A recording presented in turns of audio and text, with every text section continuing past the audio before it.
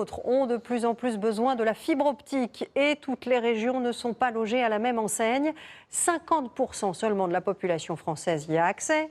Le gouvernement s'est fixé un objectif de 100% d'ici 2025. Un calendrier très ambitieux que les opérateurs auront bien du mal à tenir et le recours aux prestataires privés est loin, vous allez le voir, d'être toujours convaincant. Justine Corbillon et Julien Clouzot. Alors là, ils ouvrent. Il y a quelques mois, ce retraité a assisté à une drôle de scène devant chez lui. J'étais en train de travailler sur mon ordinateur et lorsque soudain, ma connexion était coupée.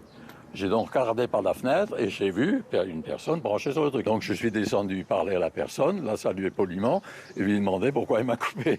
Un technicien venu installer la fibre chez un voisin du quartier a préféré se brancher sur le réseau de Monsieur Hubert, déjà installé, plutôt que de mettre en place une nouvelle ligne, ce qui aurait pris plus de temps.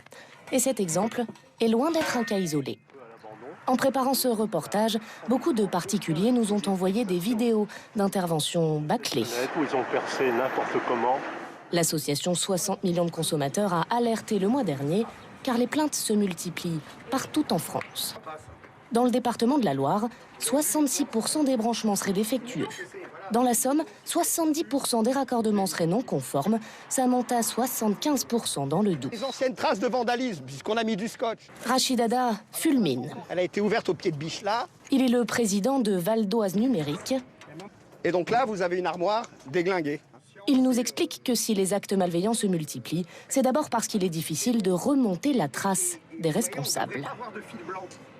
Moi, je ne sais pas qui est intervenu aujourd'hui. J'ai pas le carnet de rendez-vous.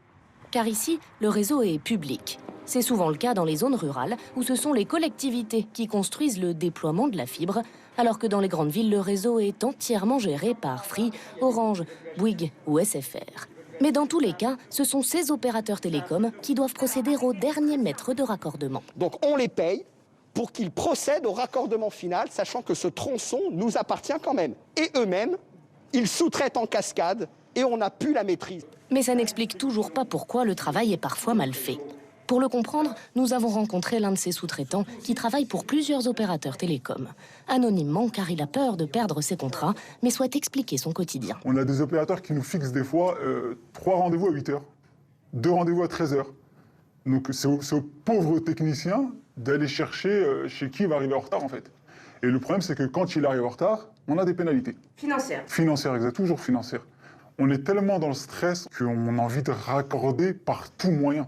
Ce qui expliquerait, comme ce qui s'est passé chez Monsieur Hubert, que certains essayent de gagner du temps. Donc le problème, c'est que le technicien, quand il arrive, le peu de position qu'il a à l'armoire, ben en fait, il débranche quelqu'un d'autre, tout simplement. Pourquoi? Parce qu'il doit raccorder pour être payé. Il faut dire que pour respecter la promesse du gouvernement de fibrer toute la France d'ici 2025, les opérateurs ont dû accélérer. Vous n'avez pas perdu la main à un moment donné sur les sous-traitants, du mal à vérifier que le travail soit bien fait? Je pense qu'honnêtement, on a eu une énorme augmentation du travail. On a vraiment accéléré sous l'impulsion du gouvernement. On déploie la fibre en 10-15 ans. On a déployé le réseau cuivre en une quarantaine d'années. On a déployé le réseau électrique en France en 90 ans.